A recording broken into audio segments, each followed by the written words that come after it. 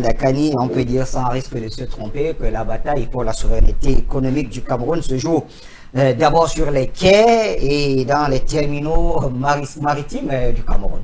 J'aime bien votre orientation. Moi, j'aime votre titre là. Oui. Le PAD tord le coup. Oui, j'aime le titre là. Oui. Parce que c'est le sens même de toute cette affaire. D'abord, liquidons les choses rapidement.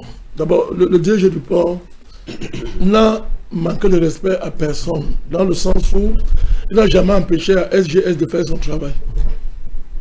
Il faut d'abord commencer par rappeler ça. Le directeur général du port autonome n'a jamais empêché SGS de faire son travail. Deux, ce n'est pas le directeur général du port autonome qui a demandé à SGS d'être défaillant techniquement. Tout à fait. Commençons d'abord par faire ces précisions.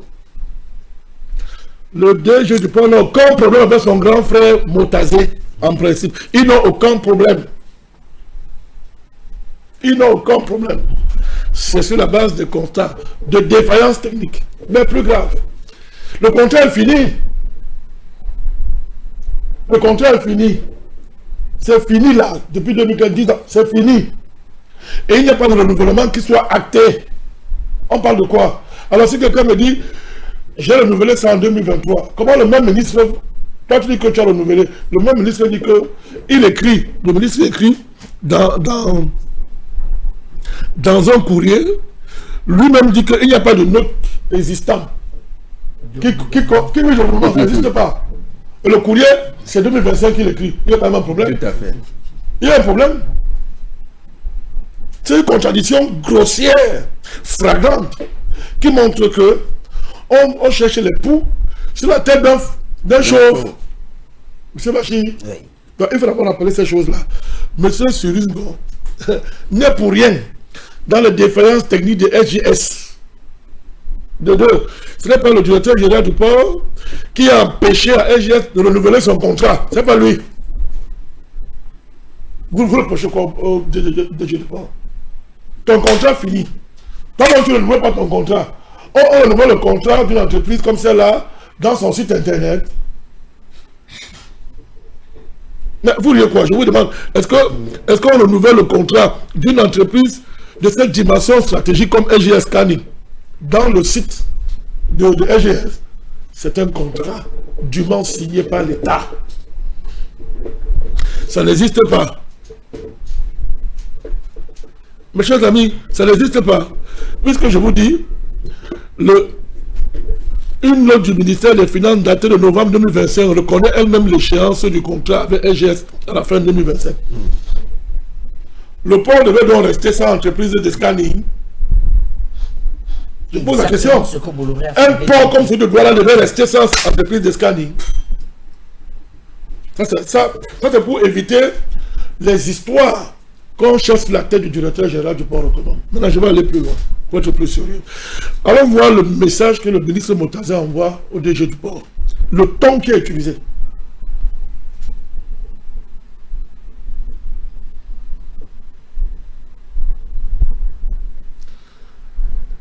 Je vous demande, écoutez bien, c'est le 29 décembre de l'année dernière, le ministre écrit, il dit au directeur général du PAD, je vous demande de vous en tenir aux dispositions pertinentes du contrat d'inspection par scanner que le gouvernement a conclu avec la Société générale de surveillance le 2 mars 2015 en vue de renforcer la sécurisation des recettes douanières. Écrit-il, rappelant que les opérations de scanning constituent, c'est le ministre qui écrit, un instrument central du contrôle douanier relevant exclusivement des compétences de la douane camerounaise. Ce document sort alors que le contrat a expiré. La question est celle-ci.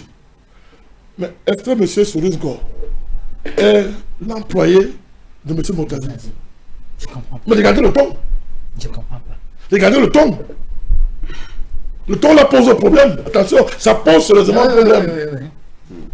Parce que c'est pas une affaire. Parce que Bertrand, c'est pas une affaire qui oppose Surisgo et Tuchi personnel au ministre Motazé. C'est une affaire qui est basée sur des textes, sur des compétences partagées.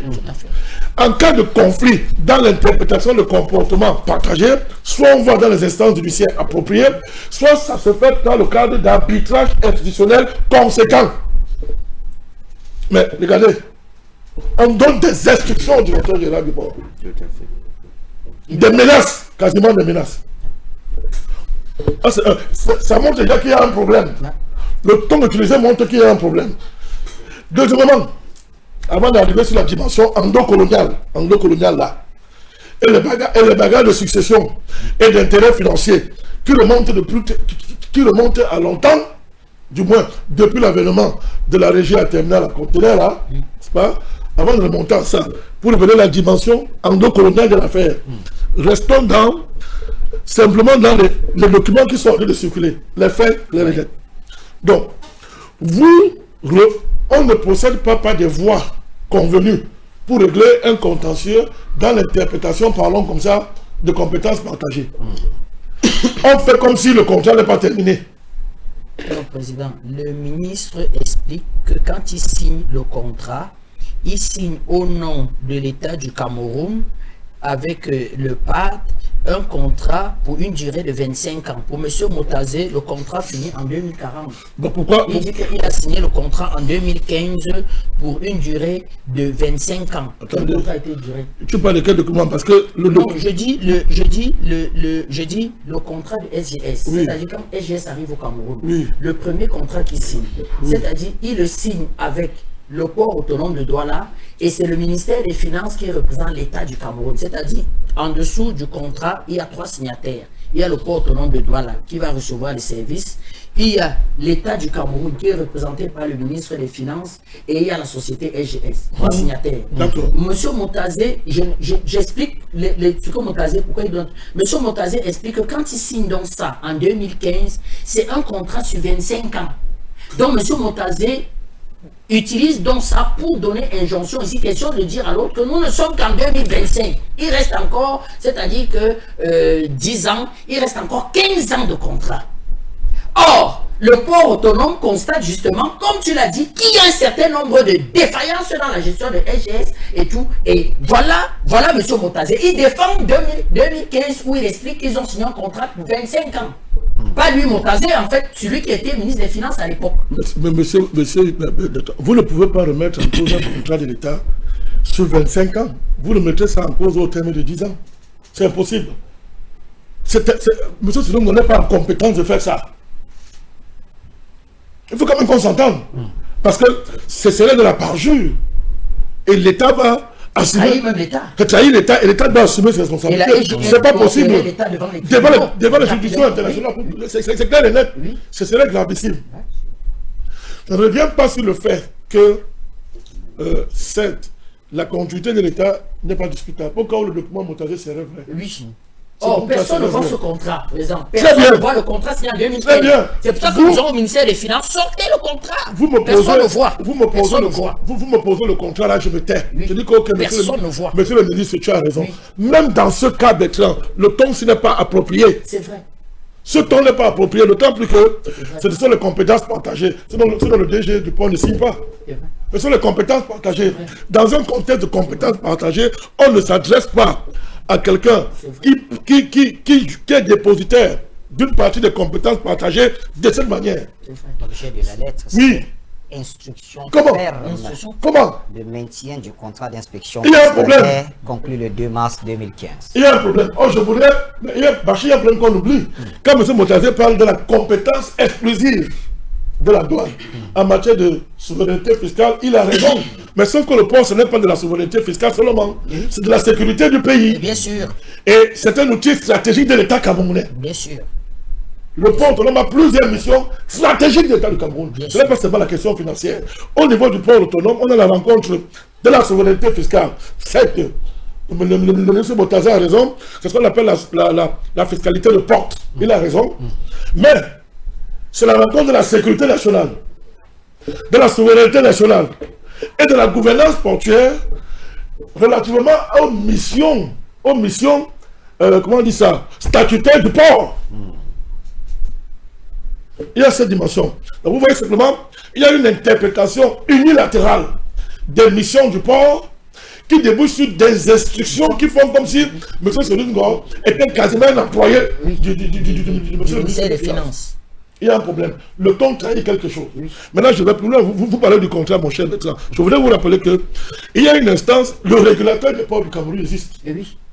Et vous avez l'Agence nationale des ports de l'autorité portuaire nationale, M. Willy Changamba, apporte publiquement son soutien au parc. Tout à fait. Voilà. L'ANPU. En fait, c'est lui qui tranche dans ce genre de conflit. Je vous dis, et l'ANP, c'est la présidence de la République. Je vous dis qu'il donne le fait. Il a tranché, il a apporté son soutien directement à M. Senghor. Il dit que, moi je dis que tu as raison de dire que le nouvel adjudicataire du scanning des marchandises, c'est transatlantique. C'est transatlantique. Ça veut dire que c'est un choix de l'État du Cameroun. C'est un choix souverain de l'État du Cameroun. Qu'est-ce que vous en voulez à un homme qui reçoit les instructions de sa hiérarchie, qui les applique, mon cher Bachir? Vous voulez quoi? Parce qu'il faut d'abord rappeler ça. Il faut d'abord rappeler ça. Donc, quand on a fini de voir tout ça, mon cher Bachir, une entreprise défaillante territorialement, qui met en péril la sécurité nationale. Deuxièmement, l'autorité, le régulateur institutionnel tranche en faveur du DG, du port autonome. Le port autonome, le DG du port autonome ne peut pas agir. Bertrand appelé son conseil d'administration. Il reçoit les instructions de toute sa hiérarchie au nom de l'État. Il exécute. Au lieu de rechercher les arbitrages internes conséquents, on le laisse. Vous voyez qu'il y a un problème? Ce n'est pas à nous d'apprendre au ministre Moutazi le mécanisme de l'État, c'est un homme d'expérience. Pourquoi on apporte sur la place publique un conflit, entre guillemets, qu'on peut régler à l'intérieur des arcanes institutionnels du pays, sans bruit. Mais qu'est-ce qu'on a fait? Et c'est là où ça devient intéressant. Les mêmes méthodes qui ont été utilisées depuis Bolloré pour détruire M. Senghor et attaquer les décrets du président, on a mis ça sur la table dehors. Les faux influenceurs, les milices au service de la non-coloniale sont montés au créneau pour diaboliser le DG du port. Oui. Et moi je pose la question, pourquoi pour un conflit comme ça simple à régler, même sans bruit, dans le cadre des arcanes d'institutions, ça devient un pugilat, une guerre, où on meurt, où on livre au monde entier, à l'avenir populaire, les décisions stratégiques d'un pays. C'est ça la dimension endocoloniale, mon cher Bachir, c'est tout. Voilà pourquoi votre sujet, votre titre m'intéresse. Là pourquoi votre titre m'intéresse. C'est ça le problème. Donc on voit que la bataille pour l'interprétation des compétences cache une autre véritable bataille. Le contrôle du port. Le contrôle du port. Le contrôle du port. Le contrôle du port. Et la guerre qu'on fait depuis à l'État du Cameroun. Tout à fait. Tout à fait. Pas de réseau de barons internes à l'État qui n'ont jamais accepté le fait que la France perde le port de Douala. Claire. Bravo, président. Pourquoi il faut rajouter que SGS est né en France? Je dis, donc SGS peut être un outil de la France. Je dis, tu es sérieux? C'est un outil de la France. Tu as encore de la SGS n'est qu'une société enregistrée en Suisse. En Suisse. En Suisse. Je dis, tu as encore de douter. Tu doutes ça? Non. Nous avons démontré que sur le plan de la procédure, sur le plan des textes, des partages de compétences, qu'on laisse le DG du port tranquille. Il n'a rien à voir dans tout ça. La preuve, depuis qu'il est arrivé, est-ce qu'il a dérangé SGS? Il n'a pas dérangé. Non.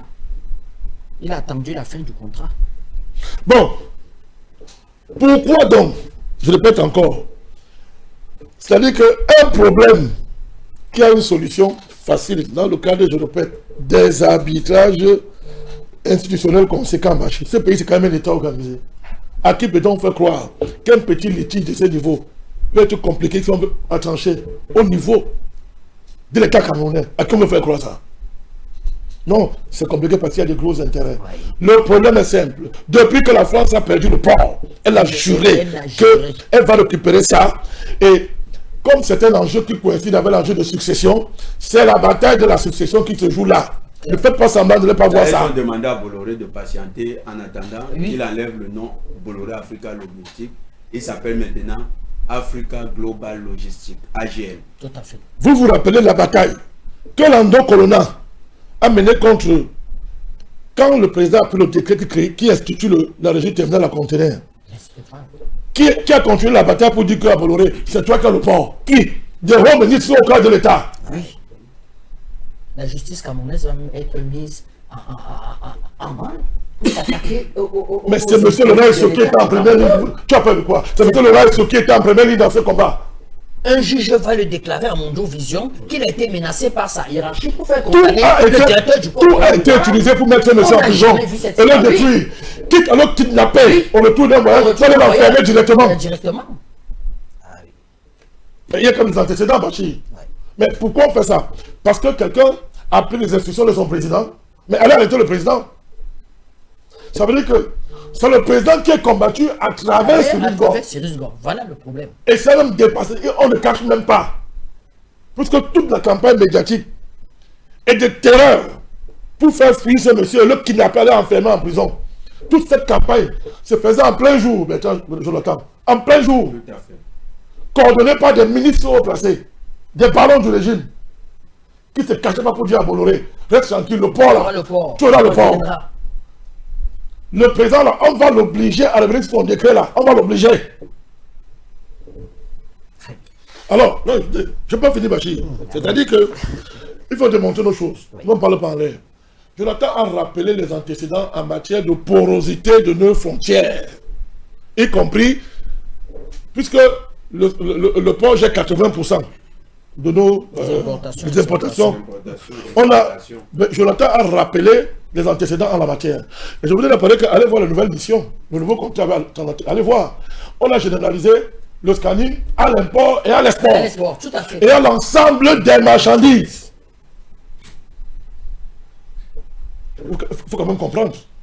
Je laisse d'autre côté des affaires. C'est-à-dire tout ce que... Parce que, président, en 2011, le port de Douala a quand même été une plateforme qui a été soupçonnée en point d'export des armes vers la rébellion ivoirienne. Mais de quoi est-ce qu'on parle? Oui. 2011. Oui, 2010. Oui, 2010-2011, oui. La SGS n'avait rien vu. On a attrapé un conteneur d'armes ici. Mais attends, je vais aller plus loin. Je peux plutôt dire que tu as oublié un autre antécédent. Au plus fort quand Bolloré était au port. Une cargaison d'armes est partie du port de Douala pour aller à Gondole et a disparu. Oui, a disparu, tout à fait. C'était même l'une... On soupçonnait que ça avait entretenu les rébellions de Séléka. L'enjeu... Même les coupeurs de route à l'époque qui sévissaient énormément. L'enjeu de la régie de notre transport ferroviaire, du secteur ferroviaire, les mêmes gens sont dedans. Les mêmes gens sont dedans. Avec Bolloré, les mêmes gens sont dedans. Et tu connais comment tous les projets que le Cameroun a en matière de modernisation de son secteur ferroviaire sont bloqués depuis? Depuis, bloqués.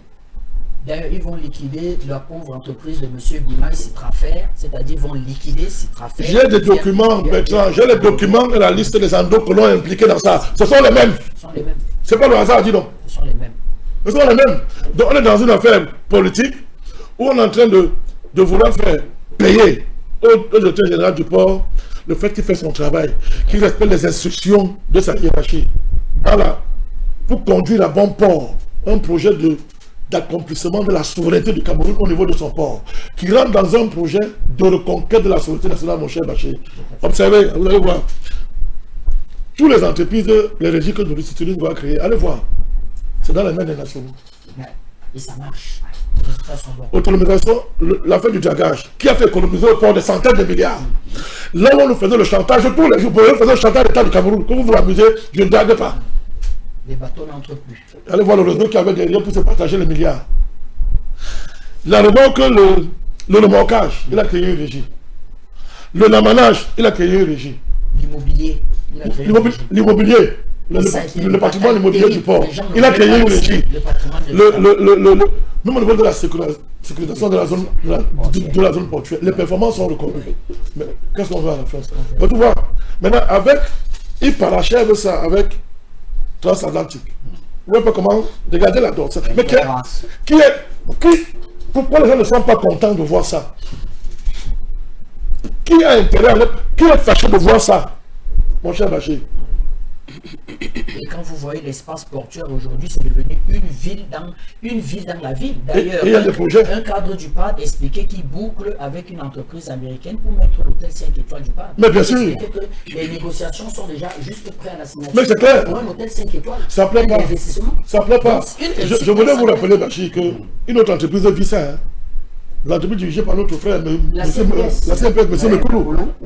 Il fait un moment donné, les mêmes gens, ce sont les mêmes gens, hein. On dit qu'on va créer une nouvelle CNPS. On va créer une espèce de CNPS concurrente. On l'a pas traîné au TCA. On l'a traîné au tribunal administratif. Il les a battus là-bas. Donc, le crime de Cyrus Gore et ces managers compétents qui montrent qu'on peut concilier entreprise parapublique, compétence et efficience, le crime c'est de montrer qu'on peut faire ça. Et il faut les finir, puisqu'il ne faut jamais que le président ait à son actif un bilan de réussite quelque part. Et tout ça préparer l'association.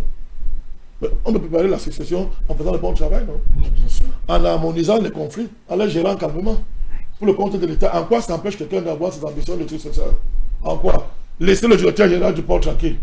Laissez le port tranquille dans la reconquête de la souveraineté. Dans le cadre de la volonté du pays de reconquérir sa souveraineté. Que Dieu nous garde. Merci, Président Wandakani. Mesdames et messieurs,